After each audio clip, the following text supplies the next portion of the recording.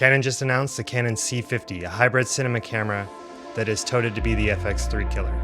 Will this new release keep Canon users staying, or will it get more people to come back to Canon? And the question that most people want to know online is there a catch or a cripple hammer? The Canon C50 has 32 megapixels, open gate 7K, it's full frame, dual native ISO of 800 and 6400, it has digital IS, cooling fans, timecode port, dynamic range of 15 plus stops, great battery life, photo and video modes, has C-Log 2, streaming functions, included XLR handle, all these new features in a small cinema package for $3,900 USD. One of the biggest cons right off the bat looking at this camera is that it has no IBIS. Why Canon is falling so far behind in the IBIS game, I don't understand. The FX3 has great IBIS, Lumix has even more incredible IBIS, and Canon still can't provide us with anything more than digital IS and lenses that have IS in them. Another huge con is the bit rates when it comes to the open gate shooting at 7K. It is 1700 megabits per second. That is gigantic. I get it has a CF Express card to handle that, but those are huge file sizes, especially for someone who shoots open gate pretty regularly. The camera has this really cool feature called chunk and crop, which is where it will give you a horizontal and vertical output once you hit record, and you can pick where you want the vertical output to be. The only downside is you can't shoot it in open gate, which kind of defeats the purpose. And the other downside is you only get a 1080p file.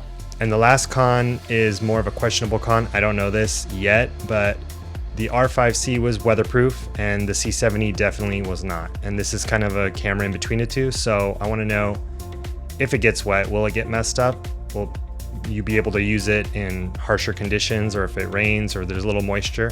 That's something that is yet to be determined, but I'd love to find out. Overall, I think this is a great move for Canon.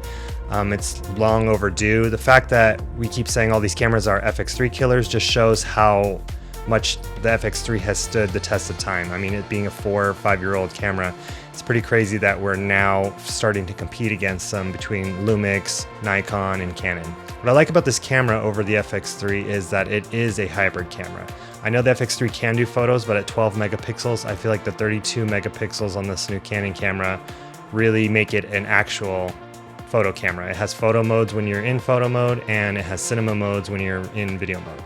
I also feel like the dual native ISOs on the R50 are more reasonable than like the FX3. I don't feel like a top of 12,800 is super usable in the sense of you're not going to jump to that all the time, and to have to jump that high and use an ND filter is pretty annoying at times. So I feel like 6400 is a great middle ground between something like the S1 II, which is 5,000, and something like the A7S III or FX3 at 12,800. I love that it has cooling fans. As you know, I'm an S1 II and S1 R2 user, and overheating is something that I'm worried about at the moment, so hoping for a firmware or something from Lumix. But the fact that this camera has great cooling fans, it reminds me very much of when I owned the R5C and the C70. I know the fans on high are super loud, so if you're using ambient audio, it probably wouldn't be usable. But the fact that it has a cooling system, and I'm sure it works, Canon's pretty good about it with the cinema line, is pretty exciting. I'm personally really excited for this camera. I feel like we need to put pressure on all the camera companies to keep innovating. For a minute there, it was a little stagnant, and I'm kind of feeling like 2025 for me personally. It reminds me a little bit of 2020, where it's kind of exciting right now for camera releases. For a while, it's been a little dead, I'd say, in the last couple years, but between the S1 II, the S1 R2, the S1 IIe, and now we have the C50, I feel like this year's an exciting year. There's talks of something coming from Nikon, so that's pretty cool. I'm excited about that. And also I'm excited to put a little pressure on Sony. I feel like Sony really needs to step it up. They haven't changed much in the FX3 besides a couple updates, which is great. I feel like Sony's been a little stagnant lately as far as their innovation, so them being pushed a little bit more to do things like open gate, having higher megapixel sensors so they can do open gate. I'm really excited for what this is going to do for the smaller cinema side of the industry. I really feel like this move by Canon is going to push other companies, and so that's probably the most exciting thing about this release. Now, how do I feel about this camera being a Lumix user? Overall, the S1 II has been an awesome camera. I am a little jealous of the thermal management of the C50, but other than that, the fact that it doesn't have IBIS is kind of no for me. I feel like this camera can only be on a gimbal or on sticks.